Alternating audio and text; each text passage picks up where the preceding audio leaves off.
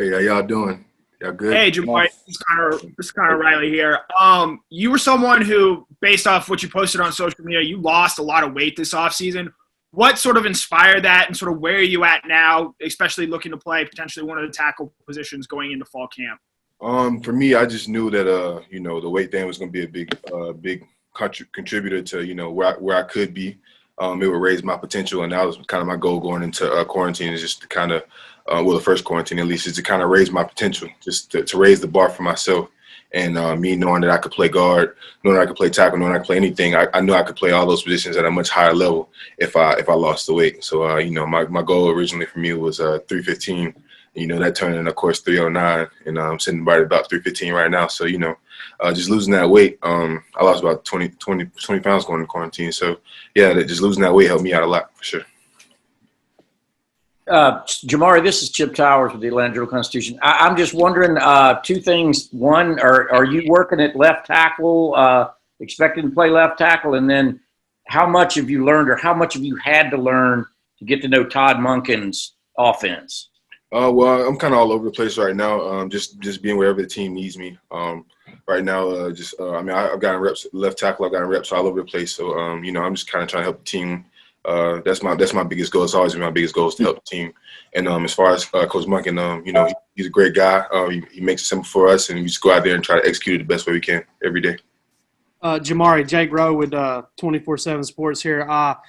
Lot of new faces, 7 new offensive linemen, I guess, signed with you guys this year. I mean, that's a big influx of folks.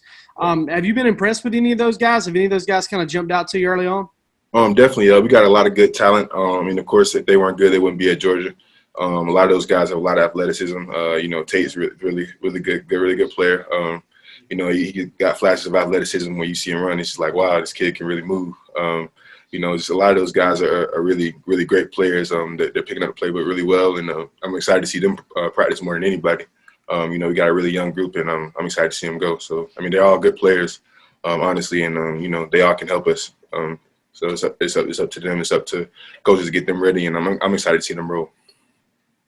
Jamaree, Jason Butt here with UGAsports.com. Just wanted to ask, obviously there's a big quarterback room in there, but when it comes to JT Daniels, what are your first impressions of him just as a teammate, as a person, seeing that he hasn't been able to work with y'all yet? JT strikes me as a guy who's really confident. I feel like he knows what he can do. He's really confident in his arm and what he can do, and how he can control the offense. He strikes me as a really confident guy. He really goes about it. He carries himself a certain way. You can appreciate that as an offensive lineman for sure. But yeah. That's my first impression. Jamaree, this is Anthony Dasher at UGA Sports. I had a question about the new helmet shields you guys will be wearing. Any concern about those things being too hot to play? Anything else about those that may have to take some getting used to? It's for our protection now. I just try to go out there and control what I can control. I can't control the fact that we wear that shield. It's for our safety. It's good for me. It's good for everybody. It helps protect me as a player. So I don't really try to take that as something that I go out there and worry about on a day-to-day basis, or even on Saturdays. I just go out there and control what I can.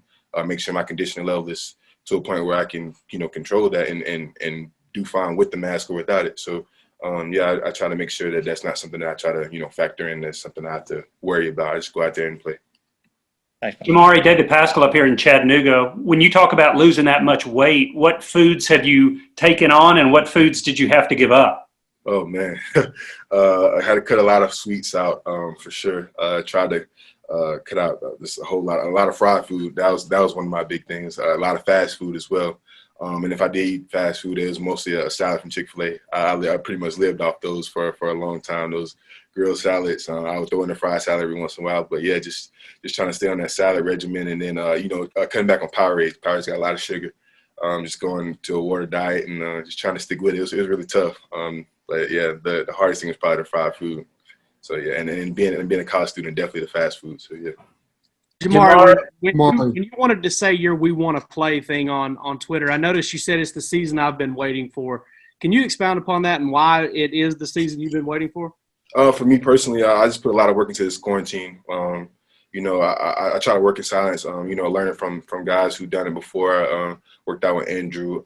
Worked out with Keenan Forney, just working out every day, just trying to, get little tools and tricks and working out really hard, trying to lose weight, trying to get stronger, trying to get more flexible. I put a lot into this season.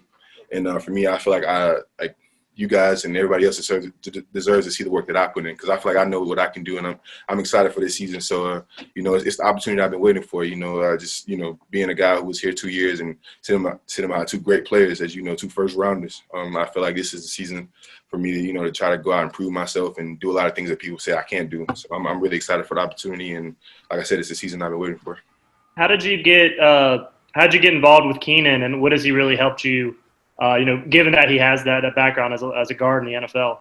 Yeah, so basically, I just kind of met him when I was working out in Gwinnett at Dash, and just kind of, just met him along the way, like he was training Andrew, and I just kind of met him, and we started working out with him and Andrew, and it was a really, really great opportunity for me. I mean, he kind of just worked on me, like little small things, like things that I didn't even realize that I was doing, as far as like my pass sets and little small things in the run game, little tips and tricks, and it took me to a whole nother level, honestly. And I was really excited for the opportunity to work with him for the time that I got to work with him. So yeah, it definitely helped me become a better player for sure.